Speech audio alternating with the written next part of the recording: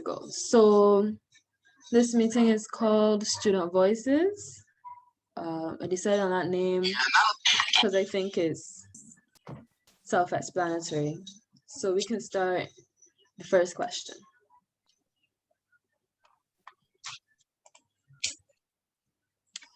So some persons have been saying that their mental health has not been the best and they haven't been receiving much support. So my question to you is, can you relate to that statement? And what are some ways you think your Ministry of Education, our youth, faith-based organizations, or any other agency could make you and your peers feel supported during this time?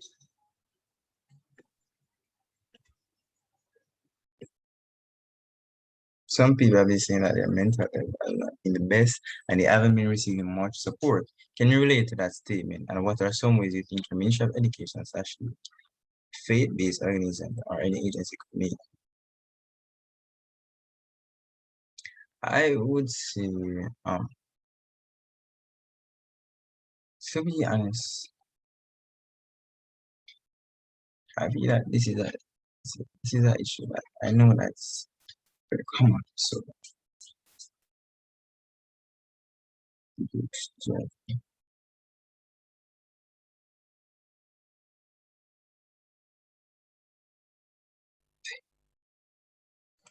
Thank you, Zavian. I just want to, I hope I pronounced that right. Yes, I just wanted to remind everybody to raise your hand before you start speaking. And if it is possible, to turn on your cameras so we feel more, like if we're all involved in a discussion just to hear on the table.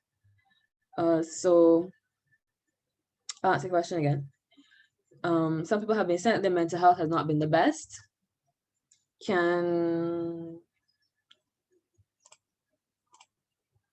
I wouldn't have it because I the thing, but I believe it would be in reactions. Yes, thank you. So some persons have said that mental health has not been the best. Can you relate to that statement? And what are some suggestions that you would give your Minister of Education or youth, any faith-based organizations or any other agency that they can do to help you and your peers feel supported?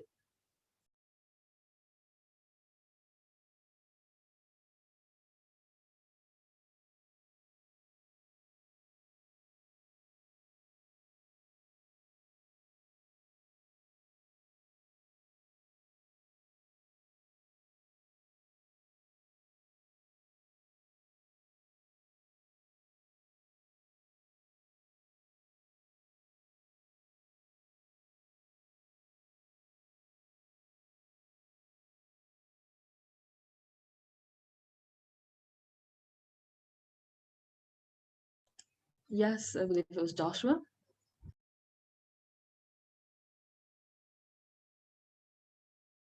I don't see. Good afternoon, everyone. Again, I don't see anybody else talking, so I guess I would go. I would definitely say that mental health has been one of the main topics of in question for children our age and not being able to receive that support. And I do relate to the statement that mental health hasn't been treated well in the region. And for me, there are different ways that ministries of education can work towards improving that mental health of students. For me, I think the first thing is having that suitable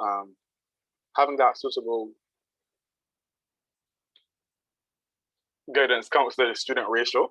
I think one important thing is making sure that there are enough guidance counselors to deal with students in schools.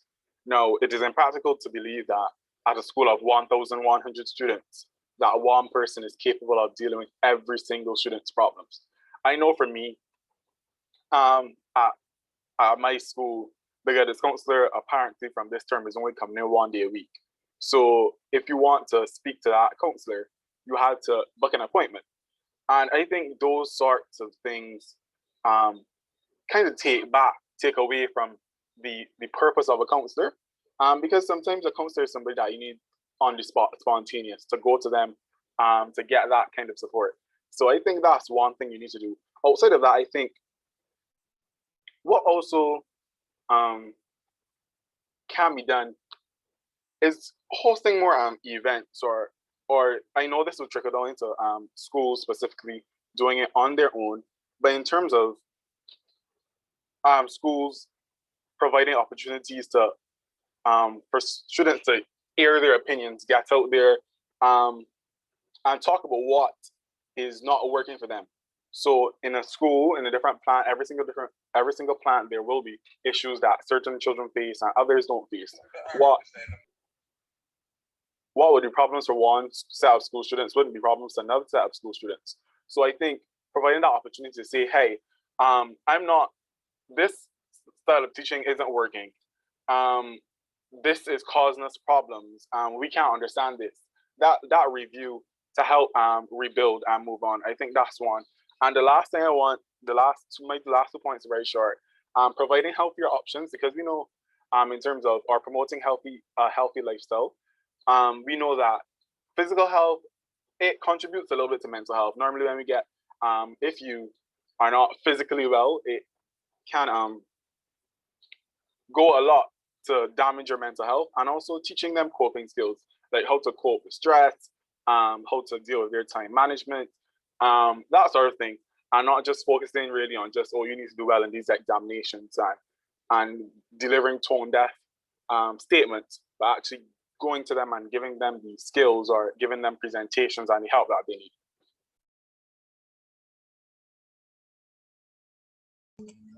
Yes, Joshua, thank you for your input. So we had some really good points from it. I see Darren has up his hand. You can go ahead, Darren. Good afternoon once again. To add or agree with the points that were put forth by Joshua, it's quite a challenging thing in the schools, especially when it comes to mental health, since it's treated as more of a luxury than a right. It seems as though it's either on the path of luxury, or only persons that are mentally challenged or mentally ill seek the guidance of counseling or seek therapists. And that's something that needs to be a bit more fleshed out, a bit more understood.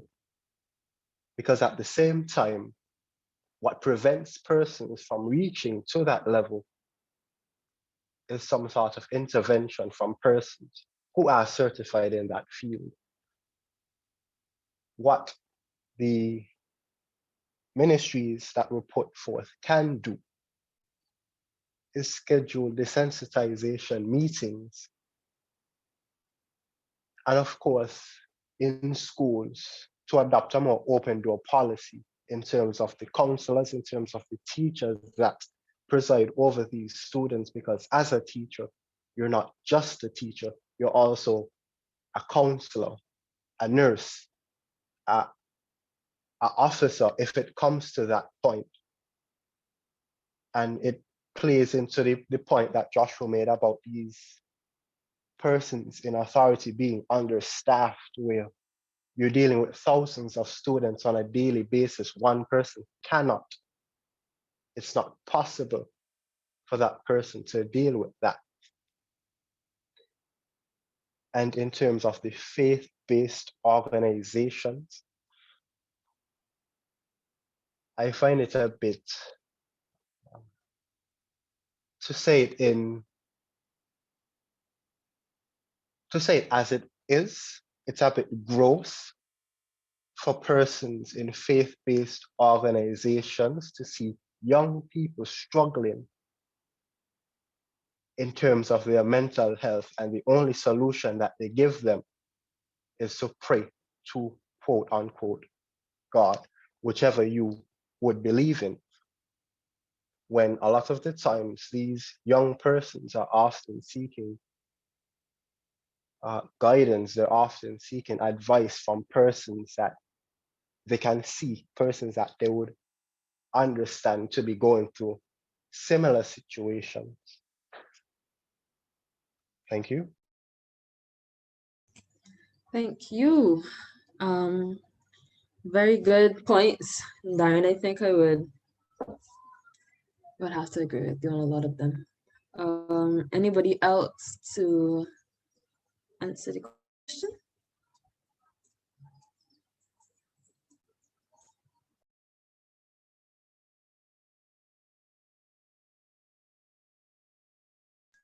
Okay, then we can move on to the next question then.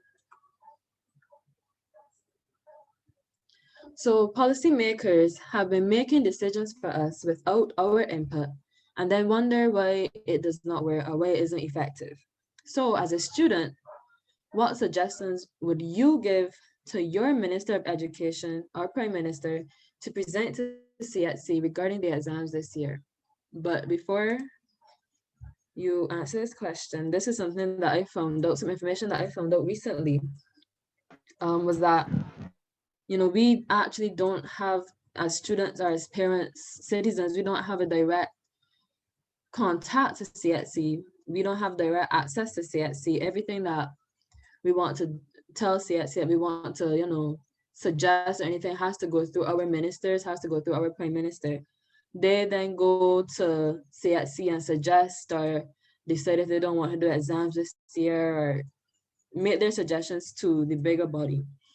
So taking that into account, if you were a student, what suggestions, you are a student, as students, what suggestions would you give to your Minister of Education or your Prime Minister if they were going into a meeting with CHC regarding the exams this year?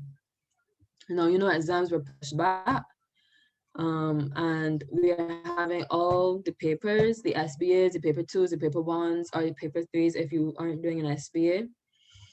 So regarding this exam, if you don't agree with how this layout is done, if you would like to see it done a different way, if you think they have a better way they could have gone about it, now is the time to share.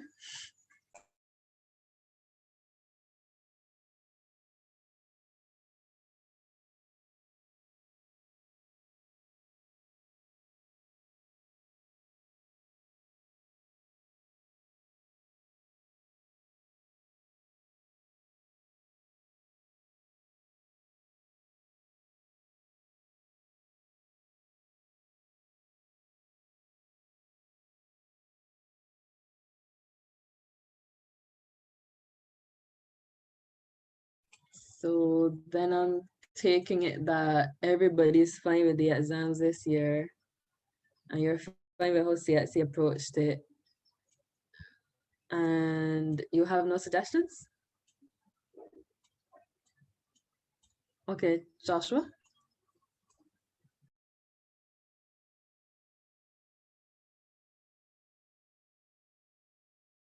So Joshua and then Daniel, you can speak after. Okay, good afternoon, everybody again. I was just trying to give the opportunity to other persons to speak, but I guess since everybody is not volunteering, I'll go. I think this is a topic that I could speak for hours on. It gets me so mad. But I think I would say cancel them. That's what my main suggestion would surround.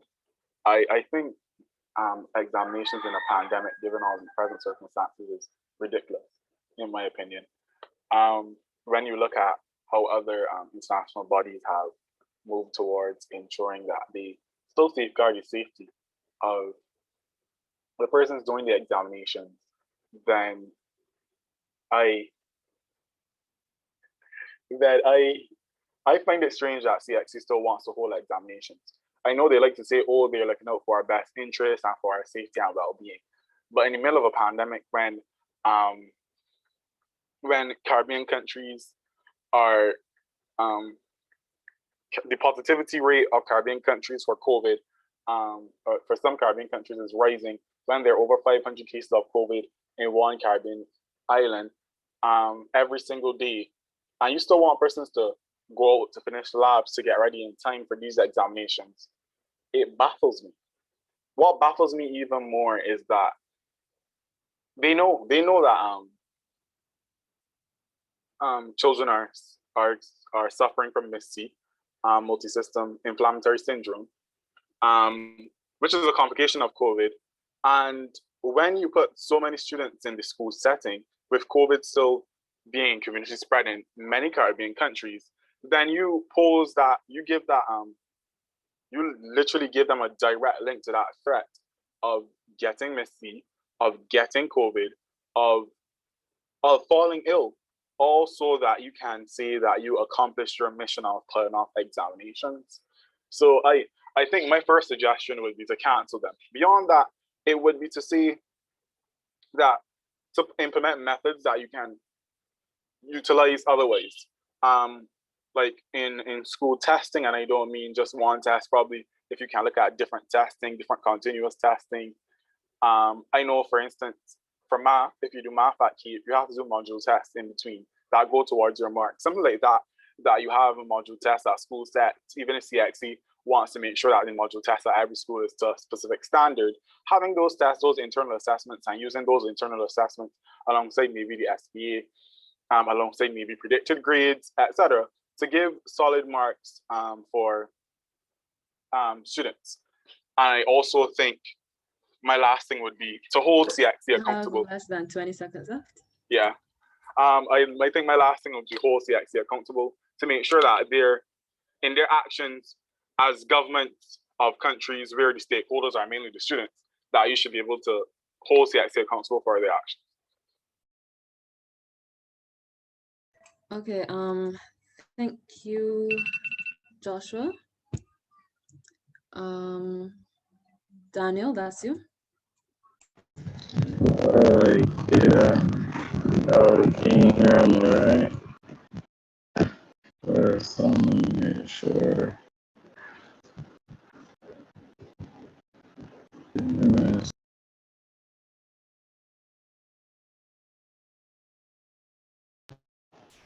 Hello?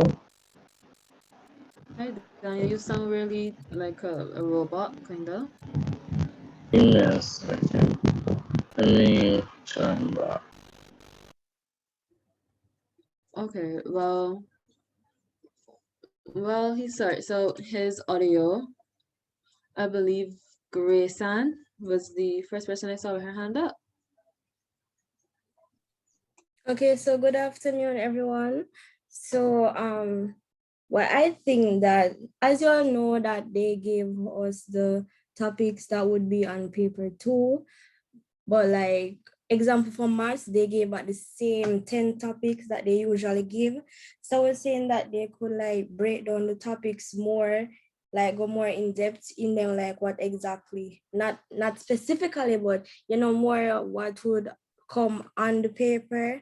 And I also think that they could like give 5 compulsory questions, and like say that we should choose 2 from the other 5 to do. And because they don't really know what topics the teachers them get to complete in that short period of time. So I think they could do that and like give more multiple choice and less structured questions.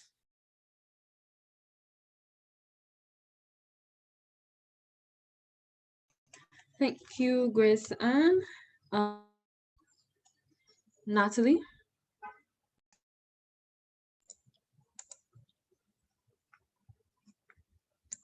Hi, good afternoon, everyone. Do hope you are hearing my voice. Some are having issues with my video.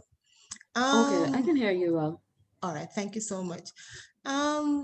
As it relates not to the question per se, but my suggestion is really as it relates to the overall student body.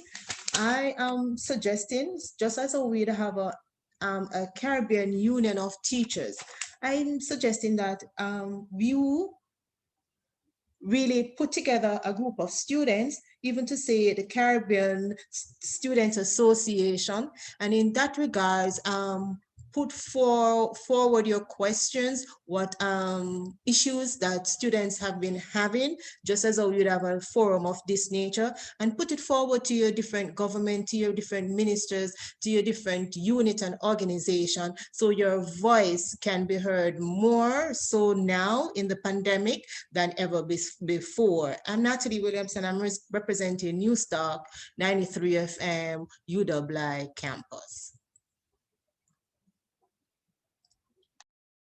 Well, thank you, Natalie. I like that idea for the Union of the Caribbean Union of Students. I think that we would all be interested. Anyone else to answer the question?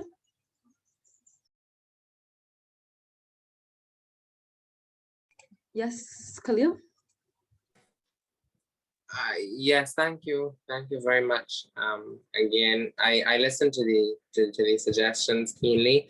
I don't have any suggestions to make as such, but to make a comment really, to say that many of the suggestions that were made have been made already, and we are actively engaged in discussions with our own ministry and certainly with CXC also. And one of the things that you get to realize is that the argument is that the time is too late to make substantial changes in papers. And so two things have been asked for. One thing has been asked for, and I heard someone a few minutes ago talk about the broad topics being too broad, and certainly CXC has been asked to clarify some of those broad topics and to make them more specific in subjects like math, in subjects like computer science, in subjects like environmental science and geography, where the subjects have been quite broad.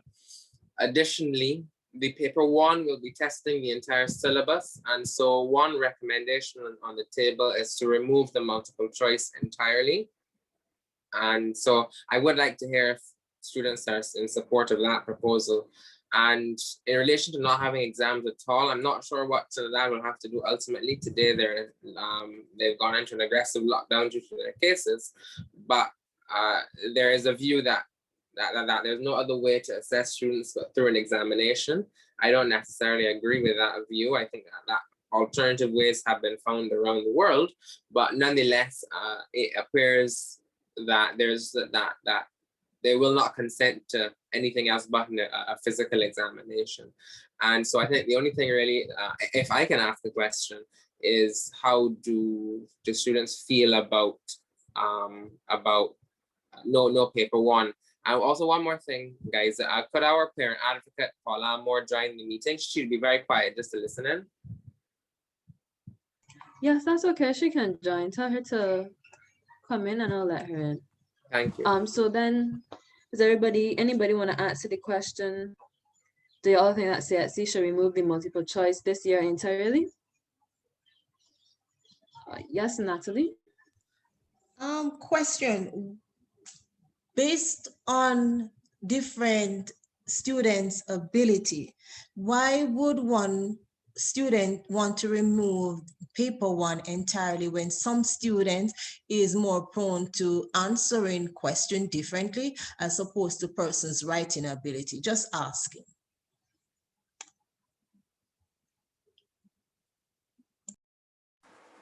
Can I respond to that, guys? Yes, that's fine. I believe the question was for you anyway.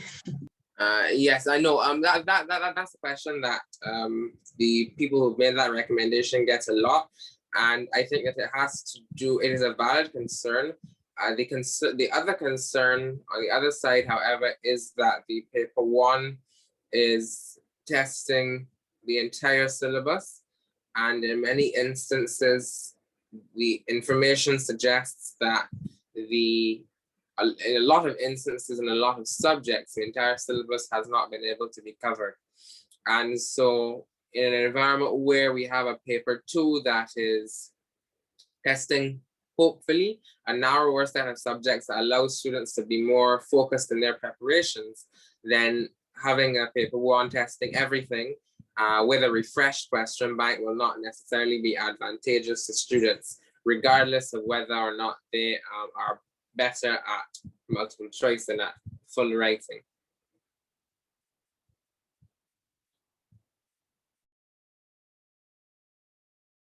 So Grayson has a suggestion here. She said the same topics that CXC give us for paper 2, they can use those same topics for paper 1. But before we get into that, I believe Jalissa had her hand up. So Jalissa, you can go ahead. Yes, to answer the question, by removing the multiple choice, even considering we still have the paper 2, some of the same things that we would have learned or some of the same syllabus will still be considered important to paper 2 if you have to use some of those instances that you would learn to answer that question. Because even if you have no paper 1, with paper 1 you could actually reason out the answers. But with paper 2, if you have answers that also require something else in the syllabus, even though they give you topics, that is still going to be part of the information needed for paper 2.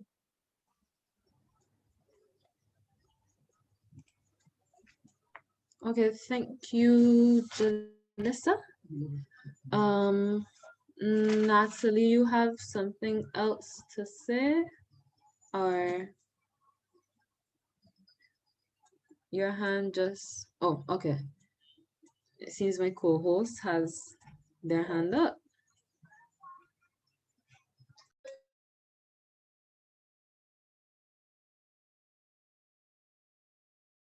Okay, I guess not. Well, Daniel, I believe that would be you, or no, Khalil. Yes, if I could address the comment from Grayson.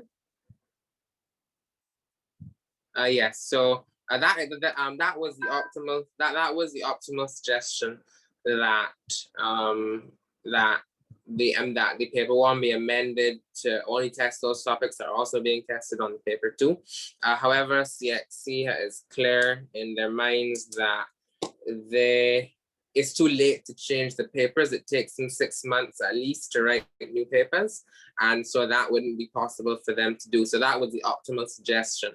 And given the time constraints, then what was left being recommended by several persons was the complete removal of the paper.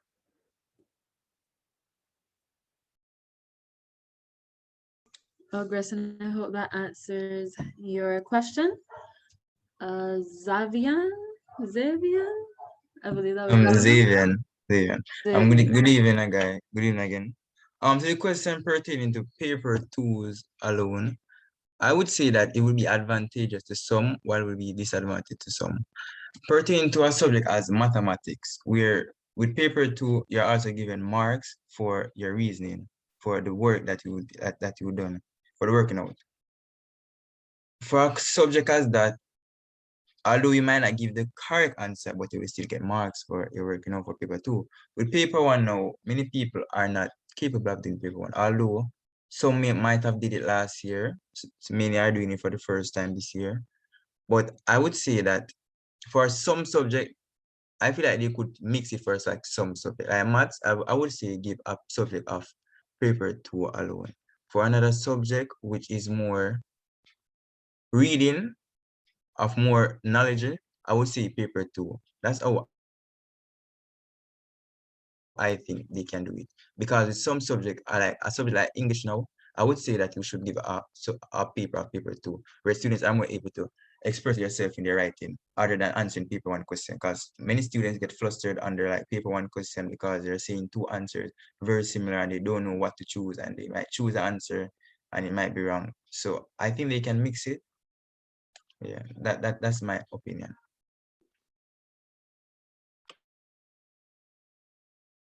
Okay, let me just ask very quickly. Everybody's hands that are up, you all want to speak, or are these hands up from previously? My hand is up from previously. May I go ahead? Yes, you can go ahead now, because you put down your hand before. Okay. I had to come off because my audio wasn't working for some reason. I don't know why. All Okay, right. we can hear you now. Okay, well, two things.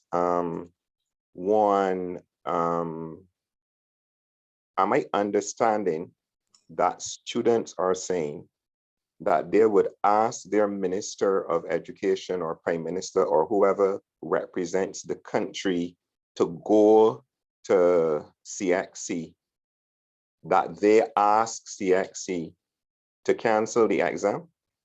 Because if that's what I am hearing, that shocks me, because those are the same people that would have agreed to do the exam. So what I am understanding from the question is, a statement was made earlier about policymakers not listening to young people. And then Khalil said that all of the things that had been proposed, including things like putting all the different suggestions that had been made, had been presented. So my question is, are we to understand that respective ministries of education across the region knew of these suggestions, knew that these suggestions made sense, but for some reason still allowed or agreed with CXC to run these exams? Because I'm finding that really difficult to accept, because that's not the way that you're supposed to treat your young people.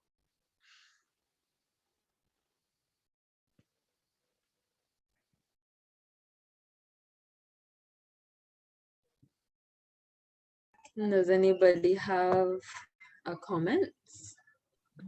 What was just said? Okay, well, Natalie, you had your hand up from before. So this is a reply to this comment or from before?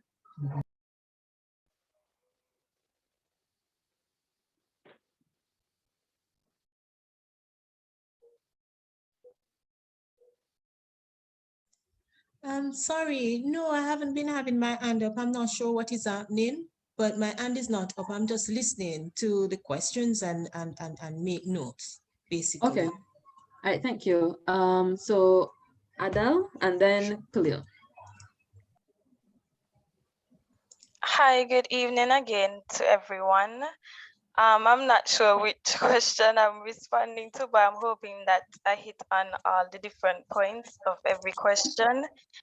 But referring to what Mr. King said, I think that we see our ministry as persons who should be able to help us, or who are in a position to help us, but that's not really what is happening. Referring to the paper one and the paper two, I think CXC is very smart in the way that they use different strategies to make us believe or feel that the exams are being made better to accommodate us for the pandemic. That includes last year and this year. Because last year, I'm sure everyone felt that the exam would be easier because it was just paper one. And most persons knew that paper one is, sometimes the questions are repetitive, so you would feel that it would be much more easier. And most people didn't receive the grades that they wanted. So I think this year, adding back on the paper two, CXC felt that they were helping us, and also including the various topics that will come on the paper two, they also felt that they were helping us. But regardless of us knowing the topics that are coming on paper two or not, we still have to study everything because everything is coming on paper one. And the removal of paper 2 or of paper 1, I think it's unfair because some students are more strong in paper 2 as it refers to explaining themselves in various ways. And paper 1 is not really promised unto us because the answer is right there in our face. So I think there are ways in which the ministry could help us. And I think no matter how much the students' voices are as big as they can be, I think the ministry will still do what the ministry wants to do. Because based on how people felt about CXC, based on the examinations last year, the ministry still agreed to whatever CXC wanted to propose this year. So I think at the end of the day, the 20 more ministry is seconds the left. ministry. Sorry to interrupt Sorry, you. the ministry is the ministry, and they have their personal advisors. So I'm not sure if, as big as our voices can go, if we will still be heard. That's my contribution. Okay, thank you, Adele. Once again, I just want you to know that for your voice to be heard by CXC, you do have to go through your prime ministers plural, prime minister and your minister of education. I believe that's the way to have your direct contact to CXC. I believe Khalil was supposed to be next if you still want to go.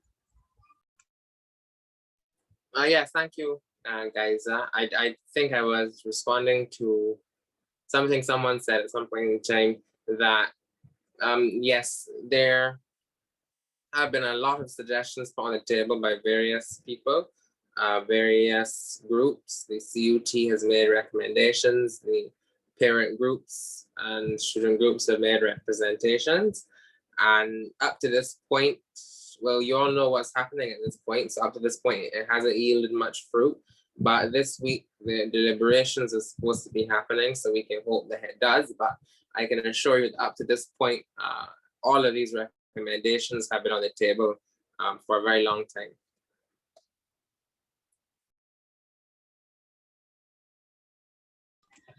All right, thank you. Oh, Leah and then Natalie. And then we can move on from the CXC question because I know that we can all talk for days about this. Hi, good afternoon once again. So mention what Khalil would have mentioned before, and Adele, if I pronounce your name right. I do agree on just having paper 2, and that yes, you're able to explain yourself more, and with the multiple choice, you're restricted to answers like what Adele would have mentioned. Also, I know of persons who would have attended the meetings that the ministry would have held with the students to hear their opinions on it. And the person told me that they attended and most of the students were saying that, no, they're not ready, they're not prepared. But this year, CXC said that all ministries agreed, although, you know, we will still have to sit down with ministry indicating our issues, but yeah, we're still hearing that we have to sit the exams plus doing paper 1 and 2, and then, you know, paper 3 for those who are not doing the SBA. And yeah, it's a lot. Yeah, I think that's all I have to say so far. Oh, also, I was thinking for the paper 2, at least they could have go back to the older papers where you have the breakdown. If you would have seen the papers before, you know what I'm talking about, and not just the options, and just not choosing the 1 or 2 options. You have like the breakdown, if you get me. I don't think I explained myself properly. You mean in the paper 2s? Yes, how they had it before. And you had the options to choose which topic you wanted. Yeah, I missed that paper. Yeah, right. They was thinking that they should bring that back and make it easier on people, because even if they do just bring the paper 2, at the end of the day, it's so what the children know if they are able to answer it. So I was thinking that that is something that they can bring. Okay, thank you, Aaliyah. Natalie? Once again, thanks to afford me the opportunity to ask these questions from your debate. And congratulations to you all students for being this far and for whatever. My empathy goes out to you all for what you have been faced and are facing with, and the challenges and the issues pertaining to CSEC. But my question to you all from my standpoint, and to get a better understanding of what is it that you're all asking for, is it a matter of preference, or is it a matter of you all thinking about your fellow students in a collective manner in wanting it to be more inclusive and diverse, in the sense that, again, I'm asking, is it based on ability? I might not prefer choosing an exam that is more testing my IQ in the sense of a multiple choice paper, but I'm good in explaining myself, as opposed to me being not fluent enough to explain myself and prefer a multiple choice question. We have to think about our fellow colleagues when we are making suggestions of this nature. And that is what I'm asking. Simply, what is it that you prefer in terms of, because shouldn't we be thinking about inclusiveness, or it should be majority? Should we not be thinking about diversity as it relates to our abilities in how we treat and look out for each other? That's my question. I don't know if Khalid or Adele want to answer my question, so I can get a broad understanding of what is it that you are all asking pertaining to paper 1 or paper 2.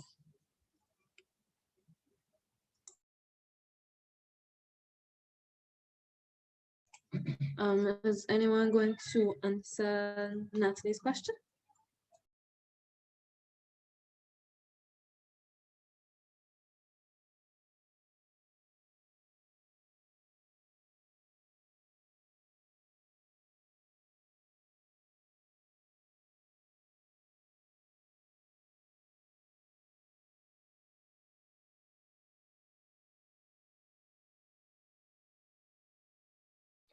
I think I can just hop in here so that we can just answer this question and move on, because I think we have basically exhausted this time when it wants to have a circular conversation. But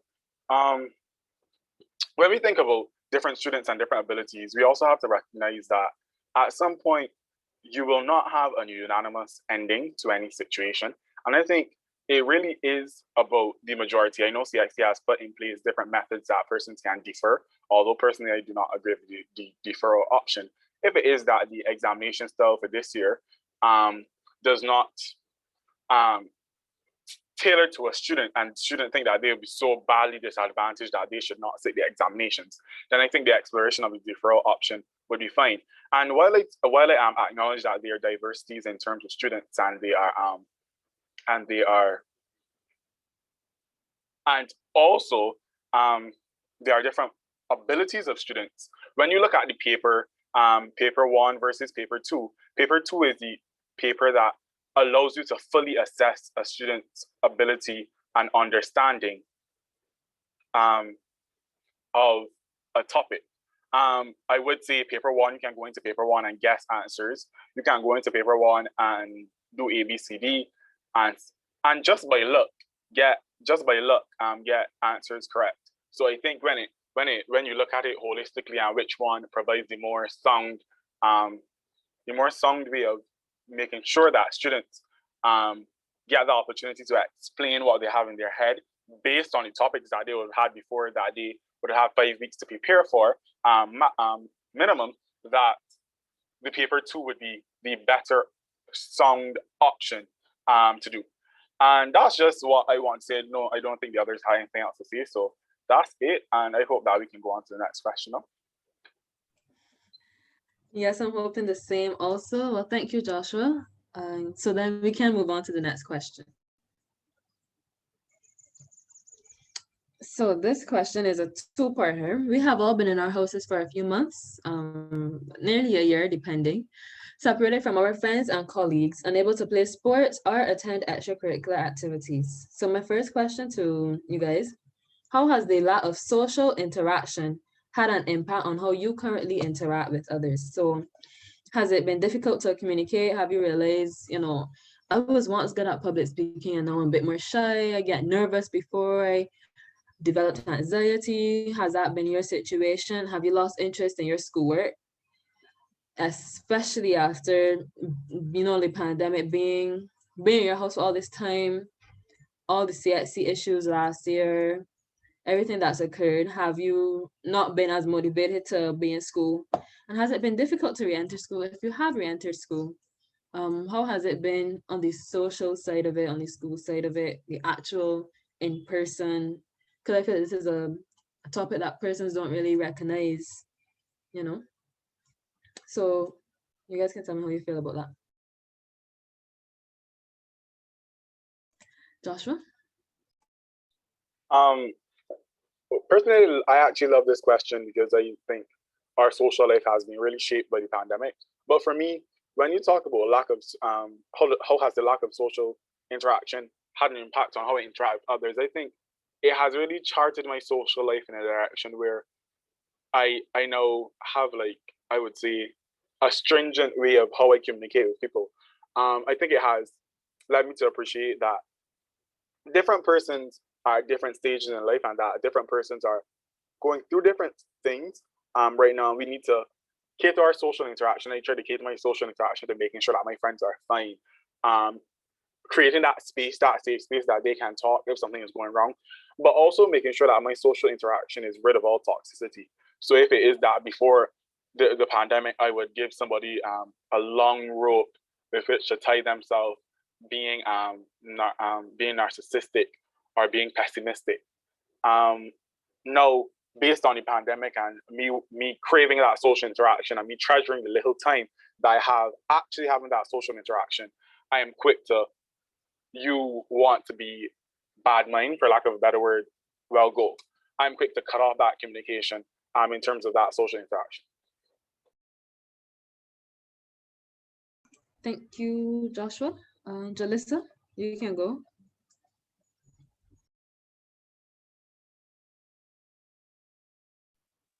Yes.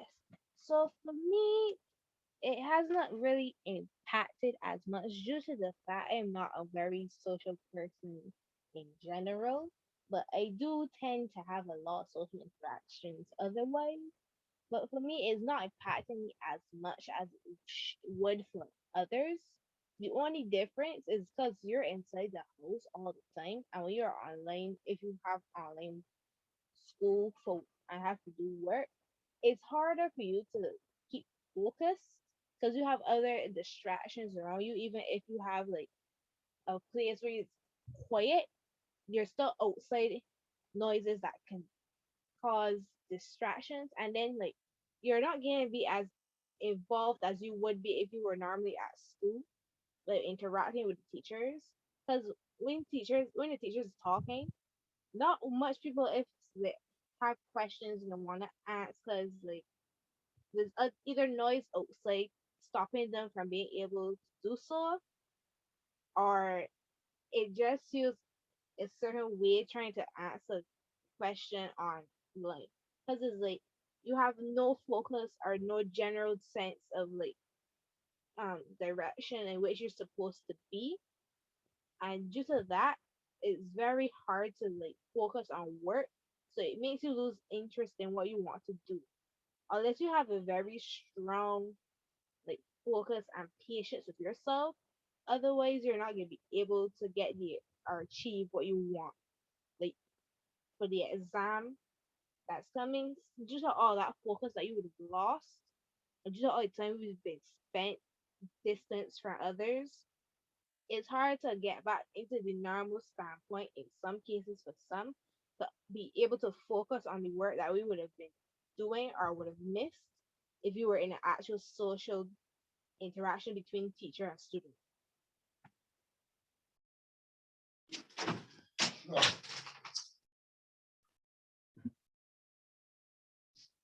You okay?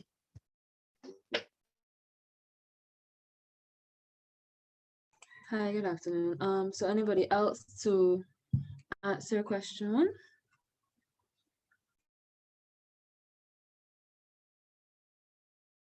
Yes, Darren? Well, to answer the question, social interaction and the fact that it has been quite limited during this past few months,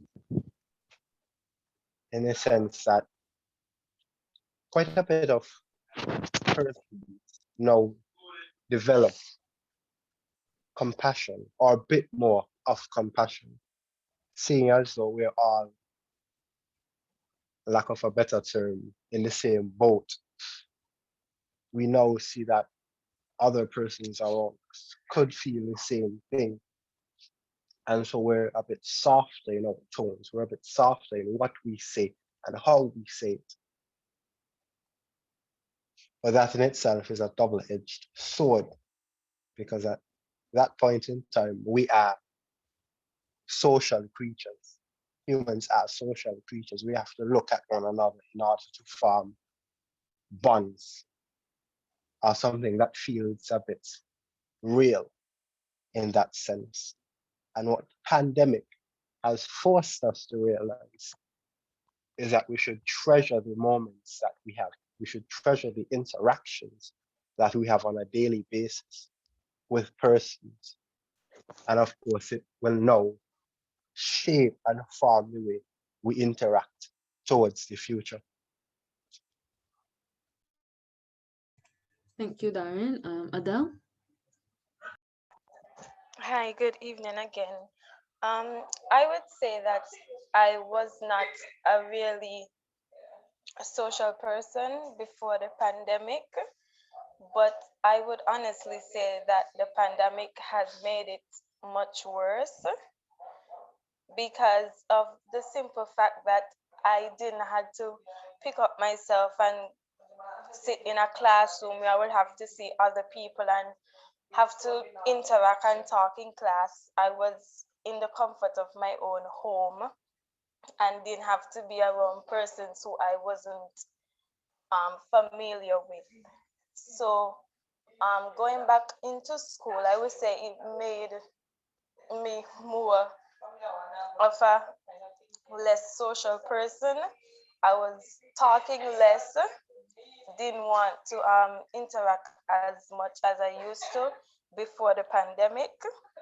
And I would say that the distractions became more after, well, after St. Kitts got some more leeway, after we were able to have different sorts of parties and stuff like that.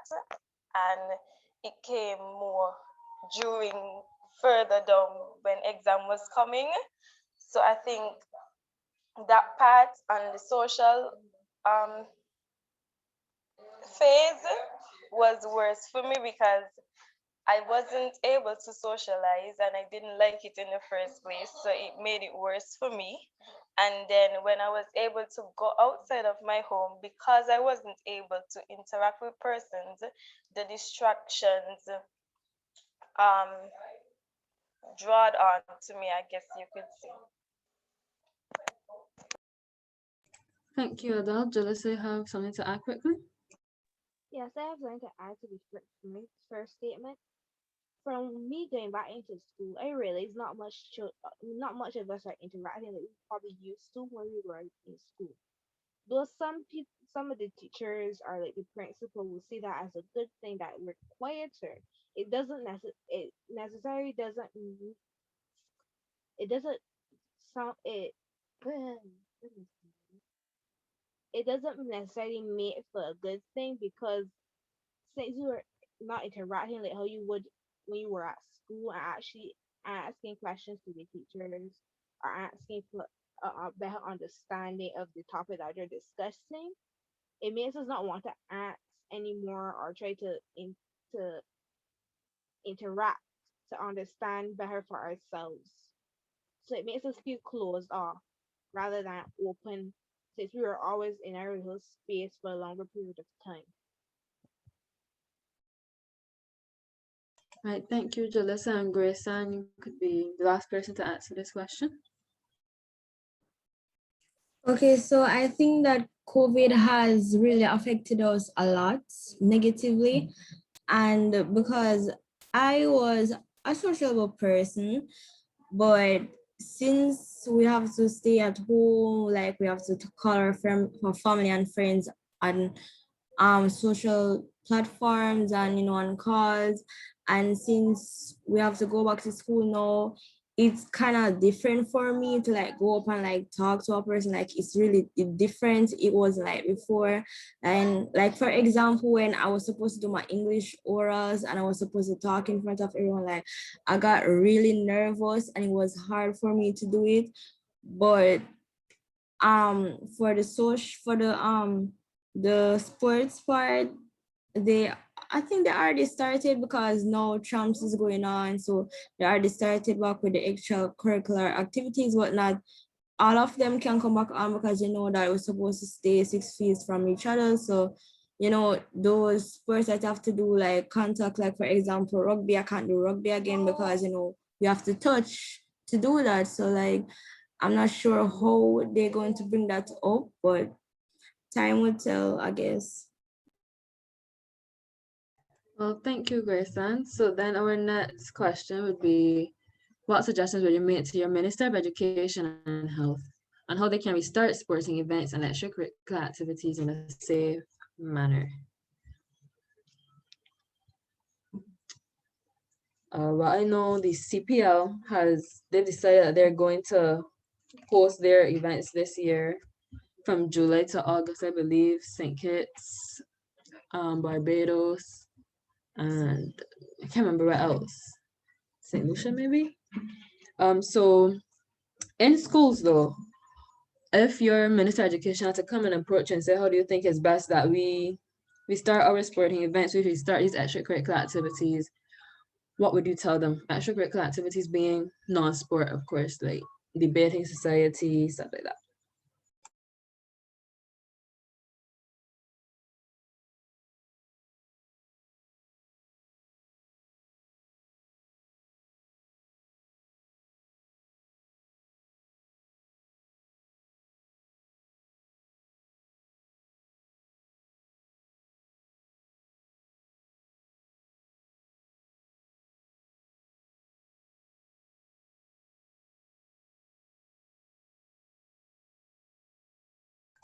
Yes, Xavier?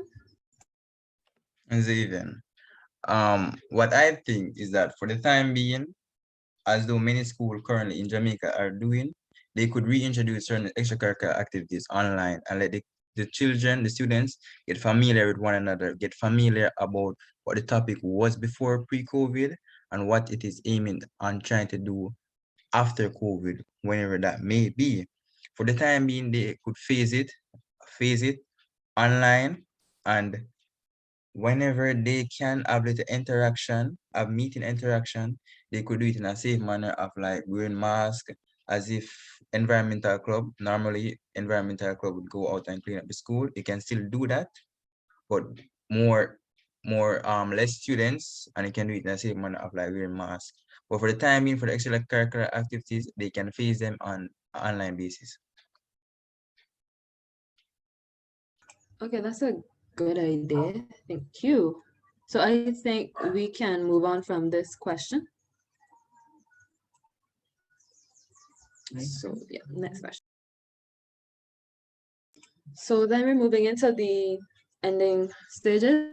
Have you or any students launched a project or initiative that was meant to relieve some of the struggles students in your territory have been faced with over the past year? And then when you answer that, you would tell me if the project has been pitched to your government, school, or any community organizations like Project Discovery. I think we can say we work to benefit the community. And what were any challenges or triumphs you encountered? I will start for the organization that is hosting this event, basically Project Discovery. But we have somebody that personally worked on this project. It's called the BOLT project. Jalissa, I believe she will be able to tell you something about that, and then maybe it will give you all inspiration and stuff about if you know of anybody that has launched a project similar or anything to help the students at your school. So, Jalissa? Yes, we had Project Discovery had launched a project where is where we try to set a internet connection throughout the school where everyone will be able to connect online and do the blended learning that had been suggested. By doing this, we would have been able to, the teachers would have been able to have half of these students at school while still having the other half at home and being able to connect to the Wi-Fi so that the class, so they will have the proper learning environment. And everyone, instead of having to learn one day the same and then the teacher has to come to the same the next day and teach it over, they could teach everything one time and then when the next class comes, the other half will be online and they will be teaching a new topic. We had we had addressed this to the ministry and proposed it, and they had after a while we had proposed it in about October, and they had agreed at first because they thought something that they were trying to do for us a long term period of time. They weren't convinced that we as students or discovery could come and put something in place that they couldn't themselves do. But we got permission from some the principals of some schools, and from my school personally, we got permission to be on the campus and do the project. So we were able to set up the devices and place them in areas that, and we went and checked each classroom, and were able to get internet connection throughout the entire school. And we also went back, but some of us weren't able to go on that day. They had to install some of them at certain places to make sure that it would still connect. And they checked out the classrooms again, and it works. Then we had gone to St. Albans, and we had done the same thing, and were able to place the devices in certain areas that the entire school could get. And we didn't have much of the devices have to be placed in order to do this project. And we eventually got approved by the ministry and got a registration, if I believe, but I don't know if Sir has fully gotten the letter or not. So they had given us the permission to do it, and I were able to vote and ask other schools if they would like us to install this device. We haven't fully installed all of them are as yet. It hasn't been fully verified for us to be able to do because we need the necessary funds. That's all that's left. As far as what I know. Sir might be able to say what a little more because I'm not sure for certain what else has happened so far. Okay, well, before I let Joshua go, I'll just come in and say I have personally worked on this project before. And we have pitched it, as Jalissa would have said, we did pitch it to our Ministry of Education, and we did pitch it to some principals. Well, with the principals, not all of them took up the opportunity to have the devices in the schools, have the internet connection. But any challenges or triumphs, I think the challenge for sure was probably being taken seriously as students. I mean, they always ask us for suggestions. They always ask us, all the young people don't come up with enough things, and you do, and you are creative, and sometimes you don't feel heard. And I think that's a big issue that we are all experiencing now, more than ever before. So I think that was definitely a big challenge. Maybe receiving funding also from private organizations, community-based organizations and stuff like that, because young people shouldn't have to work for free just because we're young and just because we're able to. I still have things I like to buy, so I think I should get paid for using my brain power. That's just how I feel about it. Triumphs that we had, I would say we do have some of these systems installed in schools, and getting to see them working and benefiting the teachers and the students is amazing. It is truly indescribable. But that's just what I have to say about the boat project that we did. I think it was something that we were trying to get the Project Discovery members and the other Caribbean territories to take up also. So I guess those that have Project Discovery groups in your territories, you can connect to them, contact them, and see if you can work on that project. But now I would let Joshua speak.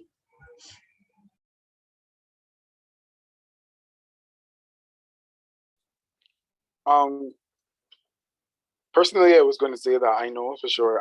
Well, I got involved with this through a friend of mine. But there was this, there is, sorry, this thing that I think was launched by, it was launched by Queen's College student Barbados. Her name is Leanna Williams. So the name was Fundamental Caring. And basically, I don't know she has pitched it to any government, schools, or any community organizations as yet. But I knew for sure that it was a space where we would come, join on Thursday evenings, and just be able to talk about different things that are affecting us, creating a little safe space with students from across the island. I know for sure we had some guest speakers coming to speak to us. So there was a psychiatrist that held a session. And then there were different things like virtual paint and sips, draw and sip. I guess you just call it all paint and sip. But I know Dr. Keo Ford St. Hill, a psychiatrist, did have a session with us to just talk about that. So that's one of the things. I think the triumph was that we were able to actually create a safe space, talk. It really helped us to relax, calm down, get some tips from a trained professional. I think the challenge is we're all exhausted. Every single week sticking to that strict schedule of going every single week was a little bit problematic. So yeah, that's it. But I think that, but I can't for sure say that she has pitched it to any government, school, or community organizations. Okay, thank you, Joshua. Does anybody else have anything to say, even if it's something as small as your guidance counselor is offering her sessions online now, anything like that? Oh, yes, Joshua. And then my co-host, Project Discovery.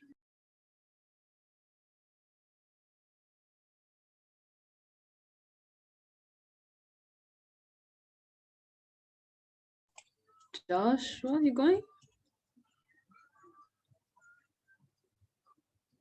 Oh, okay. So then my co-host. Okay, I'm trying to get a video. I'm trying to get a presentation shared. I'm not sure if it is not sharing because Tariq is still sharing. So what I'm going to do is I'm going to send it to Tariq so that he can share it. And then we can talk about it.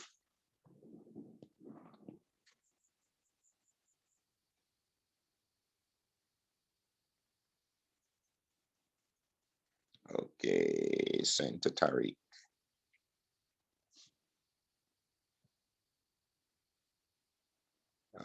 Tariq. Oh, let me search for Tariq.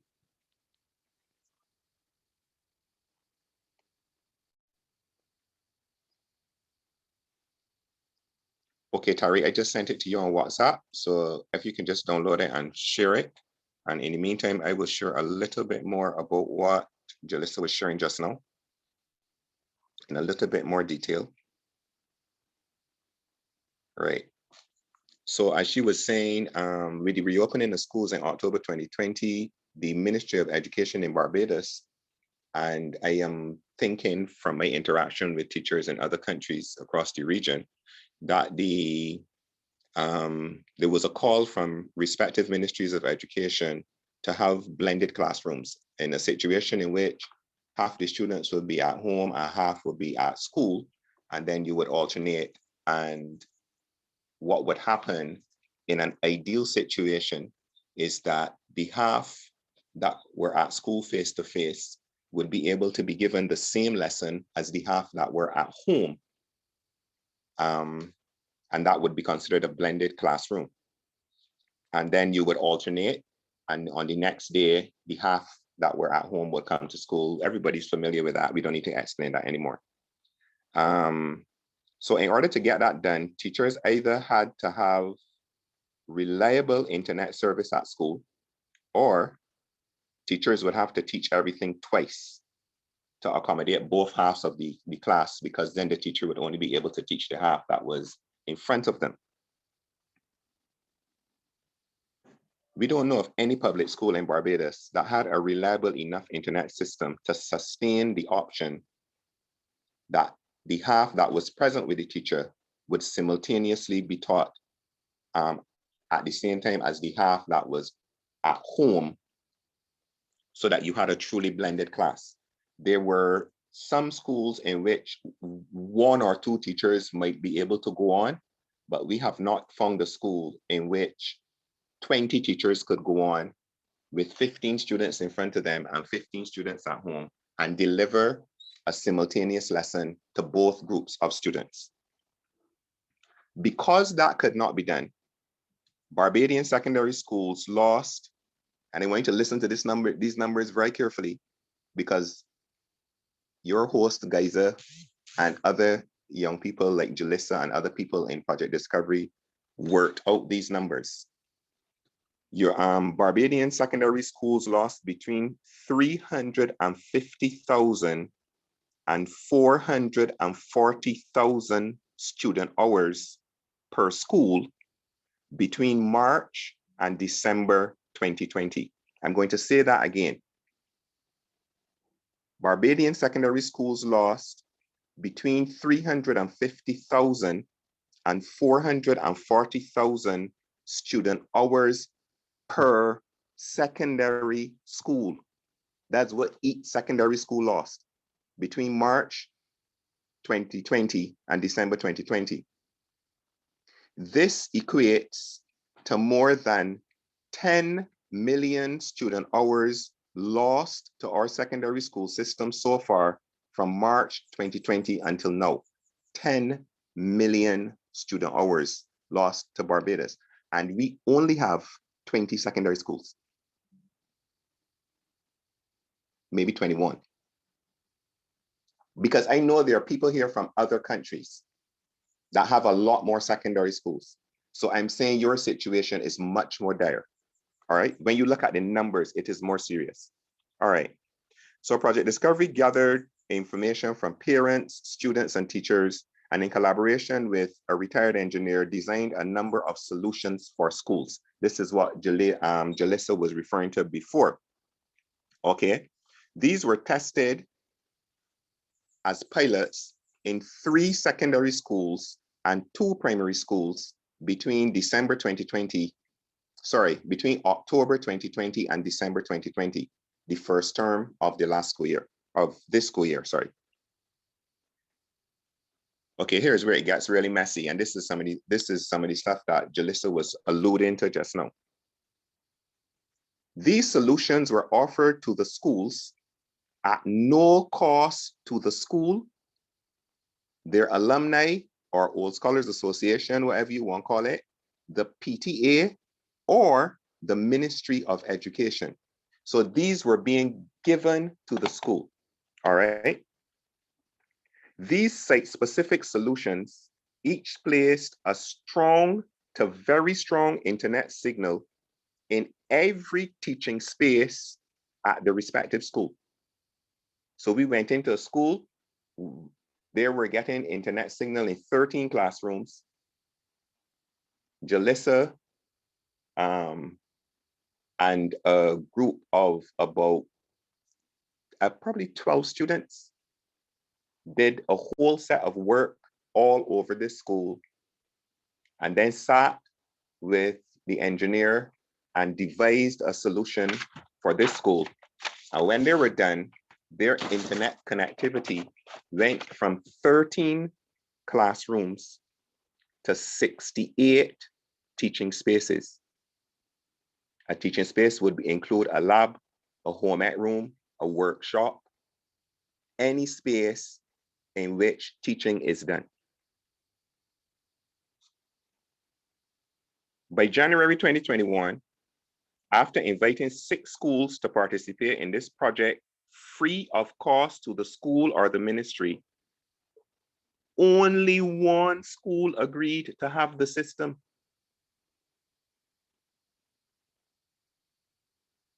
Funding was sought, permissions were granted, and in February 2021, when we sought final permission to install, that same 1 school stalled the project.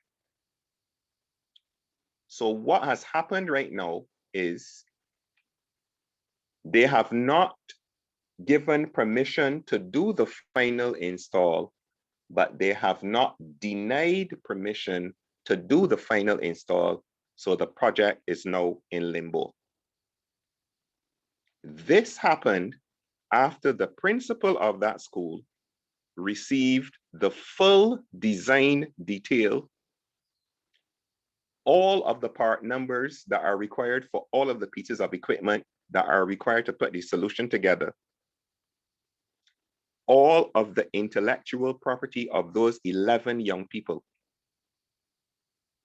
has been taken, and they have not been given permission to do the final install. So what are the triumphs that have come out of this devastating experience? Ministries of government, educators in school, leaders in private sector and public sector cannot be allowed to treat our young people like this. And young people cannot sit down and just allow people to do this sort of stuff to them. It cannot be a situation where you have to come from a privileged family or be affiliated to some specific organization or entity in order for your intelligence to be considered as worthy. I got a real serious problem with that. And I was really glad when I heard that this meeting was going on, because this is your chance as young people to let the whole region know where you are mentally, where you are physically, where your heart is, etc. This is where you have to speak. Now, Adele made a statement earlier. She said, the ministry is the ministry. And we could talk as loud as we want, them gonna still do whatever them want to do. And that gave me goosebumps. That made me feel like crying. I am sure she's not 20 years old yet. And she has resigned herself to the fact that she does not have a say.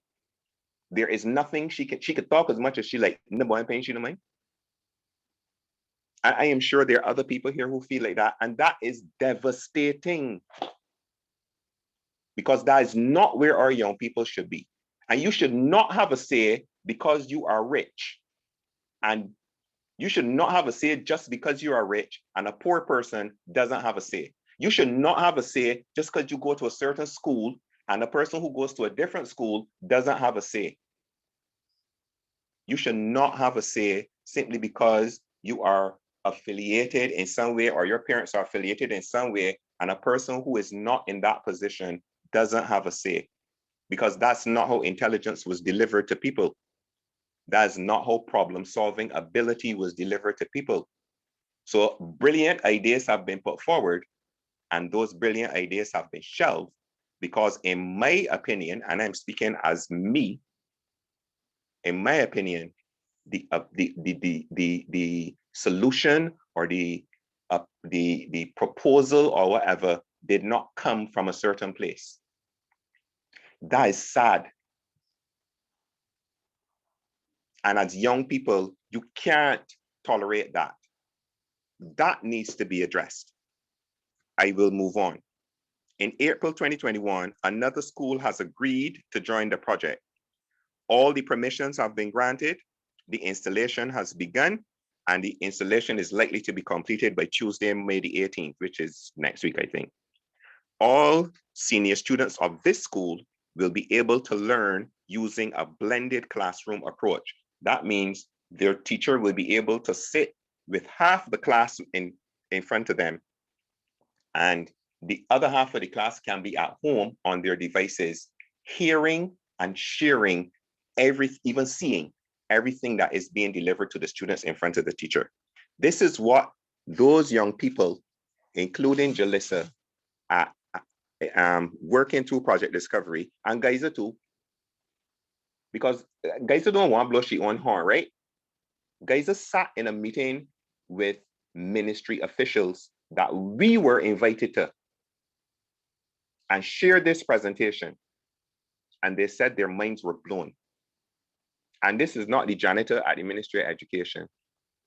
We're talking about the chief education officer, the deputy chief education officer, the persons that are in charge of the ICT department, are like 5 officials. Geyser and another 6th former from another school sat in that meeting and shared this proposal, and we still stranded. They are still stuck up. You have students who go to a certain school who have worked on this project. It is not allowed to happen in their school, and they still tirelessly go and work on this project to give students in a different school the same solution that could work in their school, but their administration is not allowing it to be put in their school. And it's not a single school that's like that. There are students from at least 2 schools that is happening to. That is wrong. Yeah, I might sound a little angry because I am pissed at that. Sorry, sir, to interrupt you.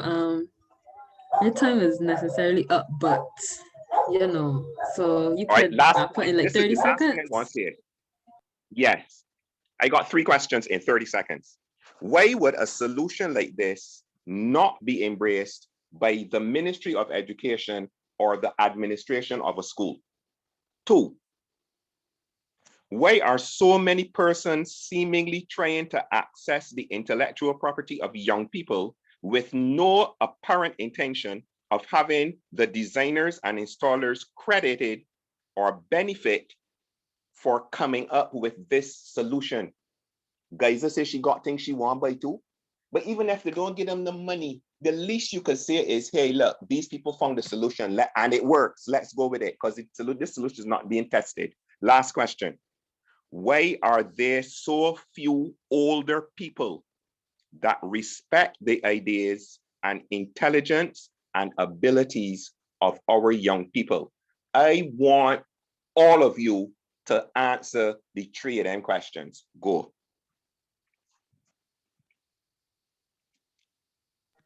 Yes, Jalissa. Right, to answer the first question, they won't want to embrace it, thinking that they're the adults. They should have been the ones that come up with this. They don't want to embrace the fact that the younger generation and the young minds can do stuff that they seem to possibly can't do. They can't embrace the fact that we went through our own time for our own benefit to try to find a solution for our necessary needs. But the second question, why works? They're trying to access it because they themselves want to use it, thinking to make it portray that they came up with the solution themselves when it was us, the people who went through tirelessly to try and find this solution to address this problem for other children like ourselves, so that we won't have to face this issue in the future.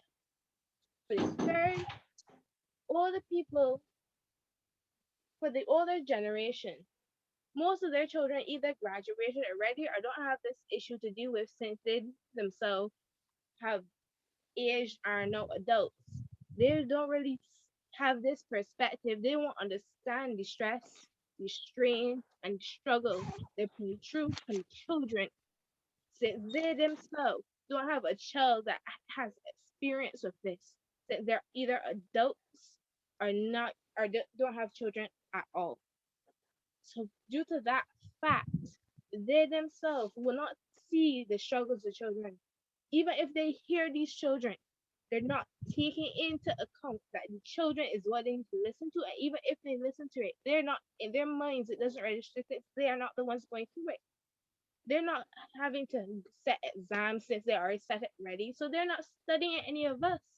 Even if they say they want the benefit for the students and the youth, is they're not putting it to themselves to try to address the youth and actually listen to them and take it and come and experience it for themselves. It's not that they're gonna do that.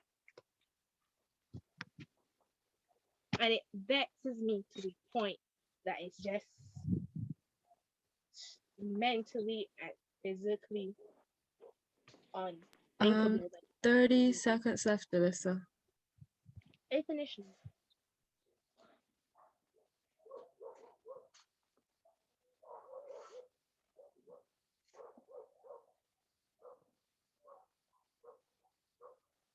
Okay, so anybody else want to take a crack at these questions?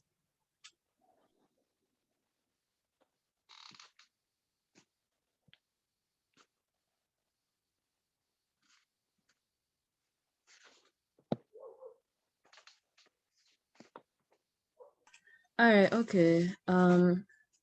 So I think it would take Tyree a bit of a time to get back to the next slide.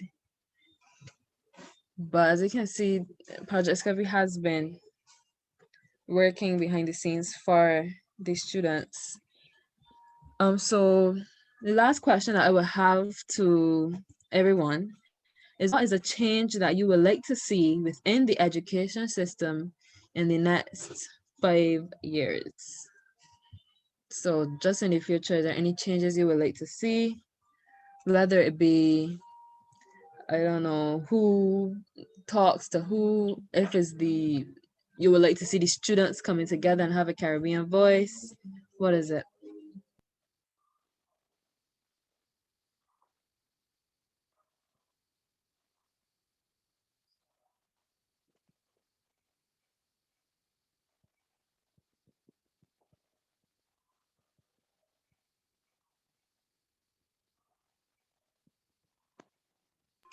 So no suggestions? Any lower six students have suggestions for how they would like to see the exams carried out next year, or what they would like to see change for them next year?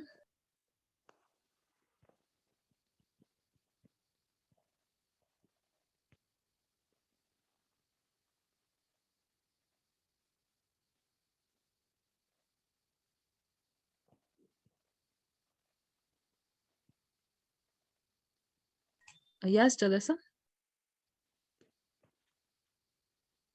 What I would like to see next year or in the next 5 years is that students like us don't have to see this problem and that they themselves actually have enough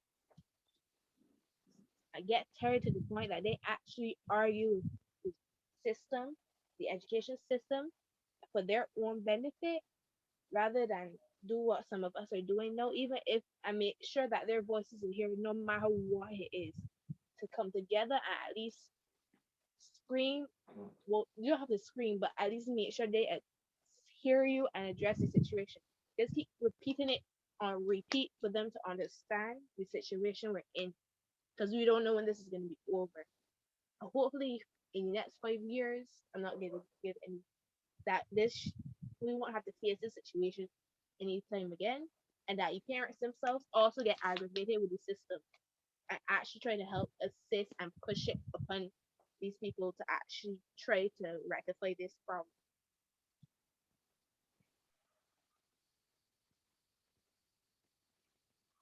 Thank you, Jalissa. Tony? In the next 5 years, I would actually like to see the government, well, education system listen, not just for our voices to be heard and ignored, but actually listened and worked upon in the next 5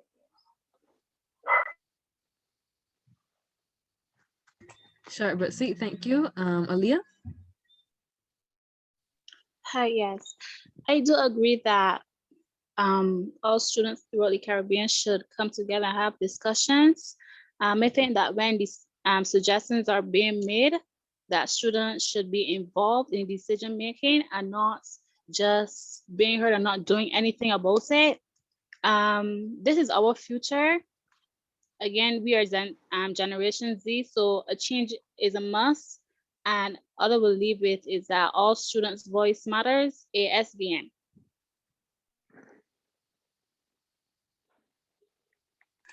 Thank you, Aaliyah. Grace Ann? Okay, so the change that I would like to see is that they could let us use like our phones and tablets in the classroom to like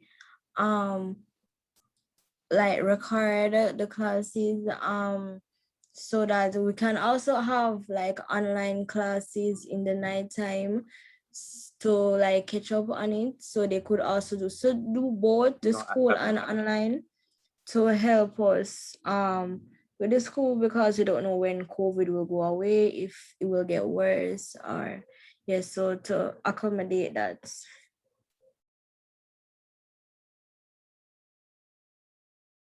Thank you, Grace Ann. Anyone else before we move on?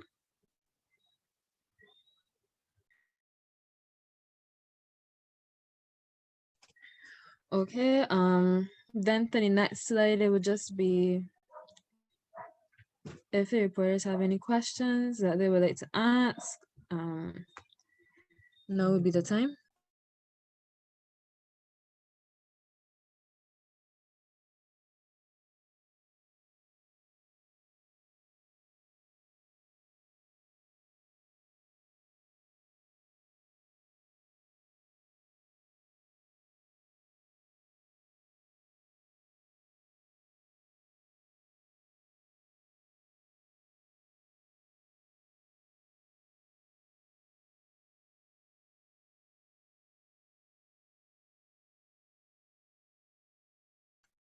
Okay, great. So I guess, well, the next slide, I guess I would bring us to the end of our fruitful discussion. I think it was productive and that we got to hear the opinions of not only persons in our own country, but persons in our regional counterparts and how they're dealing with these trying times. I really hope that you have had some inspiration from this meeting, whether it's hearing how your fellow students and peers have been dealing with the pandemic. And I don't know if the ashfall and going back to school and just everything that's going on. I really hope that you've taken some of these suggestions and you're ready to implement them into your own schools, to approach your ministries and stuff like that. So just to summarize some of the main points that were made today, I'm thinking like the first question, going down in order. I know for the mental health question, you guys really just wanted to see a better ratio from the guidance counselors to the students, and you wanted the person to take the mental health more seriously in the country, around the area, stuff like that. And then we were discussing with the CXC questions, not having a paper one.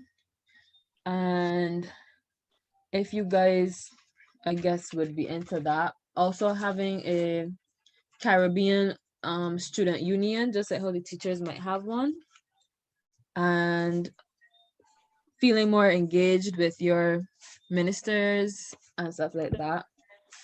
Then we also stated that the suggestion that I really liked for the extracurricular activities, we're doing the ones online that we can and phasing them in and out. So if you can go in person, doing it in person and making sure that you are staying 6 feet apart, which can be difficult and challenging. But you know, the things you have to do, you have to change your way of living. And I know socially it has been difficult on everyone. You know, you haven't sometimes talked to persons in months when we first were in lockdown. And sometimes it feels like, you know, you don't know how to even say hi, how are you doing anymore, how to make small talk. So I think that's all I have to say. I just wanted to thank you again, and thank you to Project Discovery for allowing us to host this discussion and to have it through them. I hope everyone has a great night, and thank you so much. Well, thank you very much for inviting me. So enjoy your night also. You did a great job as hosting it, guys, and thank you to Project Discovery as well. Thank you. You're welcome, everyone.